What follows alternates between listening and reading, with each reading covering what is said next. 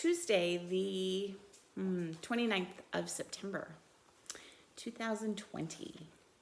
I know it's been a while. I was hoping to do one 15-minute video a week, but you know, stuff just happens. I don't know. I have several finishes to show you, a few whips, and then one rug hooking project, and to tell you a little bit about that.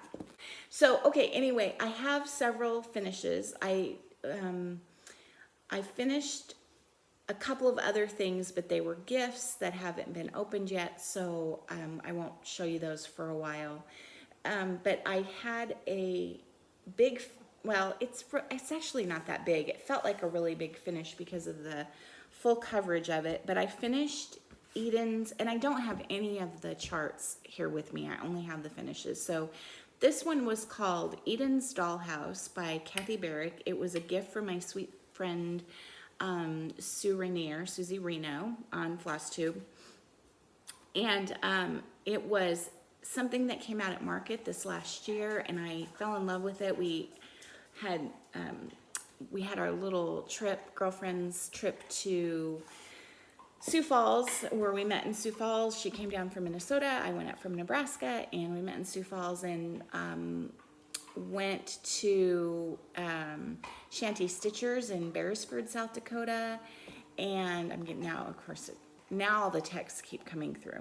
And we spent, I don't know, a lot of time that weekend in the hotel stitching and looking through all of the new market releases. And this was one that I saw, and she picked it up for me at market, unbeknownst to me, and sent it to me, which was just the sweetest thing. And so I finished it. So Eden's Dollhouse, and that's what it looks like. I know it looks a little funky here because you kind of, after you stitch the whole thing, you add little boy Adam's hair and little girl Eve's hair, or I don't know if they're supposed to be dolls or if they're supposed to be actually like children, Adam and Eve.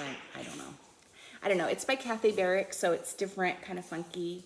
I don't know what it was about this, but I absolutely loved this. There was a different name up here. I think it was Edna May something, and I don't know who that person is, and so I just put my own name up there just for the fun of it.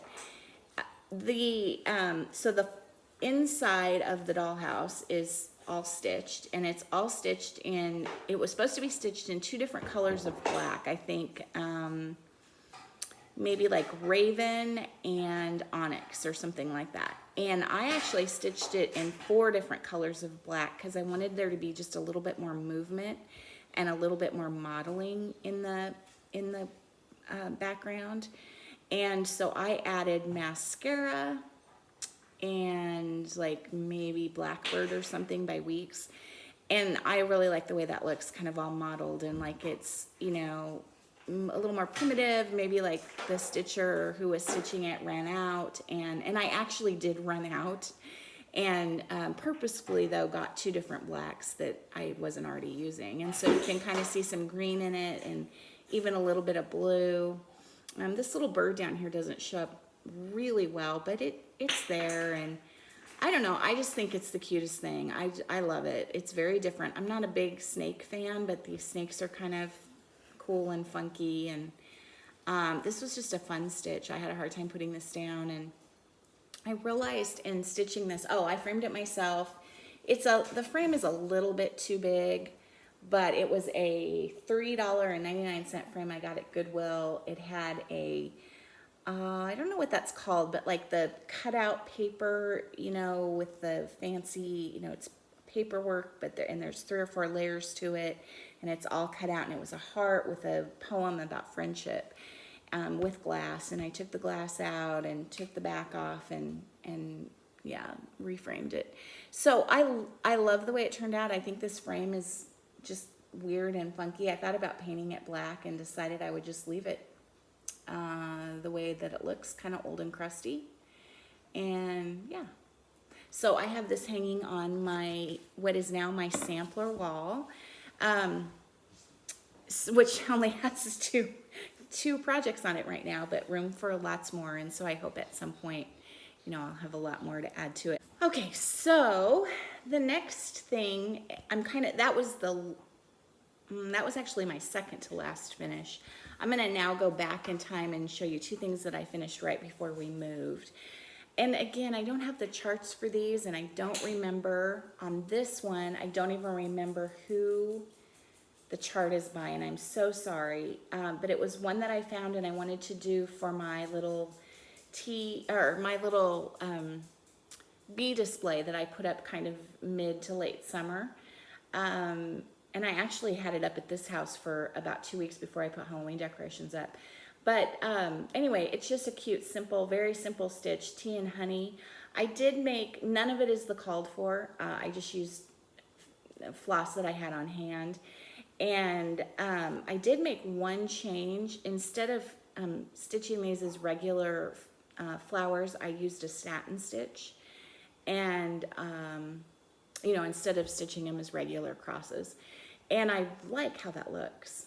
I don't know what kind of flowers those are supposed to be, but anyway, I think that turned out really cute with that kind of giant bee and the bee skep and yeah, tea and honey. So I don't know if I'll frame that or turn it into a pillow, or I'm not really quite sure.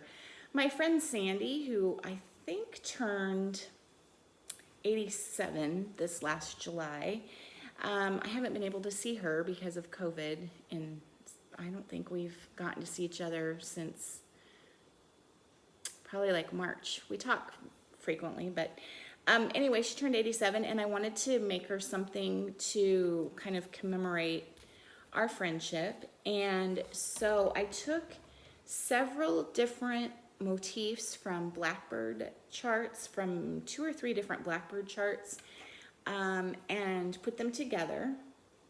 And may this be the token of our lasting friendship, is from a much bigger sampler, I believe.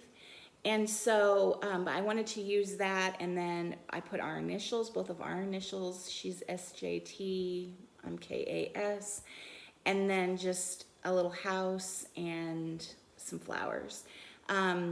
She has given me several different plants through the years, plants and African violets and different flowers, and I've done the same with her, and we really enjoy exchanging plants and flowers and seeing how they grow and thrive and what kind of green thumb we both have.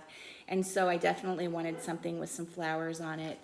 And I think I used maybe a little bit brighter colors than were the called for. I just kind of winged it. A lot of this is done with Gloriana silks. Sorry about the dog barking. I don't know why she's barking. I'll have to go figure that one out. But anyway, I'm very happy with how that turned out. I like how my initials are kind of more ghosted and hers are more prominent. And yeah, and that's another one that I'm not sure how I'm going to finish it.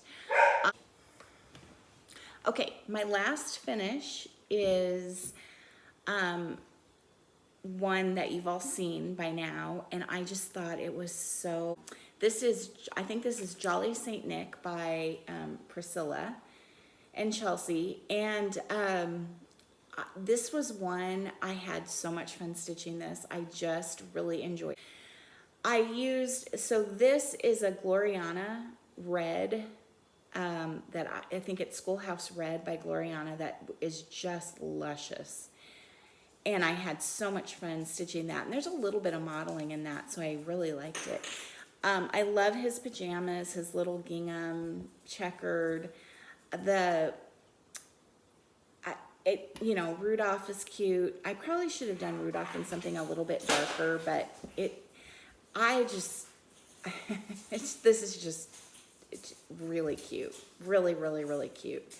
I used some of the called for, some of it I just kind of winged it and used what I had on hand. And so anyway, I'll finish that up. His little slippers, I just think they're so cute.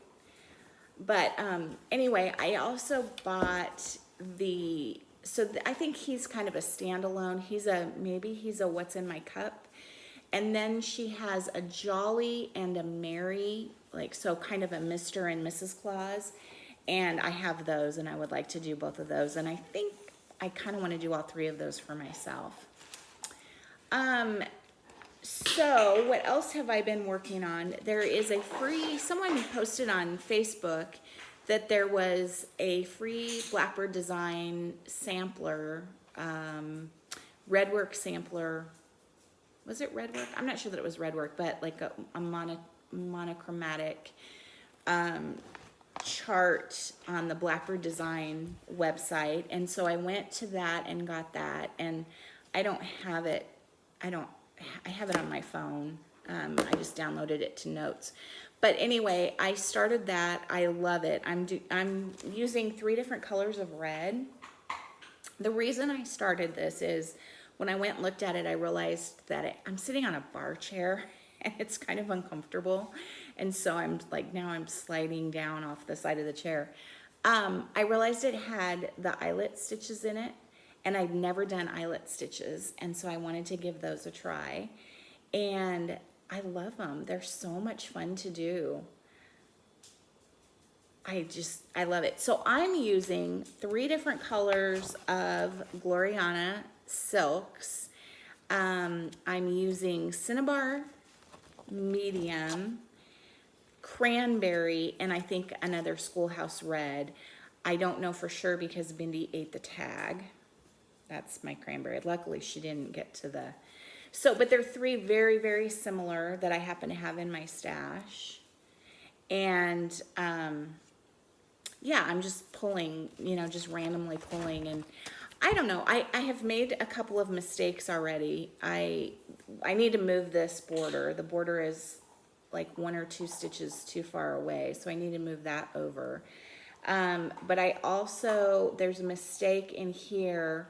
I think the T, U, and V are supposed to be 2 spaces apart, and they're only 1. And I don't think I'm gonna redo it. This is just for me, and it's kind of a practice piece, and I think I'm just gonna go with having it be a mistake. I know for some people who are perfectionists with their stitching, that wouldn't be okay. Nicole, I'm sure you're dying right now, but yeah, I'm just gonna go with it and just leave it.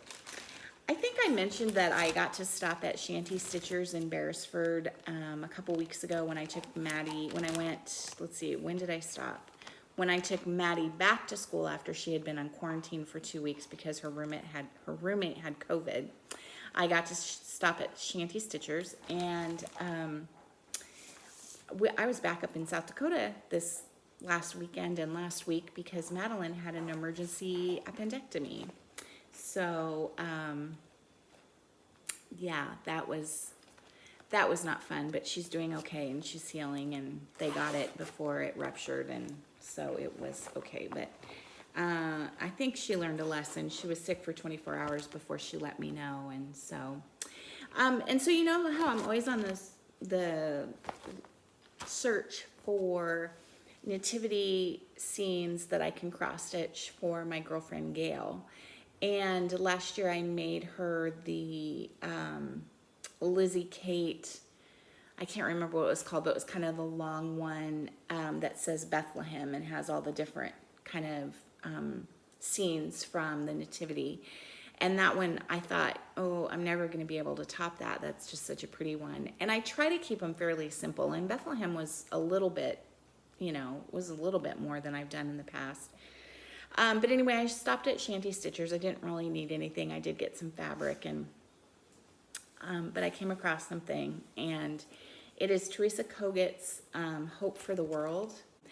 I thought this was so beautiful, just gorgeous. It's a lot of stitching. It is 96 by 142, but look at how much full coverage there is. But it's okay. I thought, you know, it's only September. I can get it done. And so I wanted to get it started as quickly as possible. And I got to start on it this weekend. And so I just have the little H because I didn't have a lot of time because we had to take Maddie back up to school after bringing her home after surgery. So, but anyway, I just got a little bit of a start. And then this morning I was working on the Santa hat. And I just love this. I think it's gorgeous.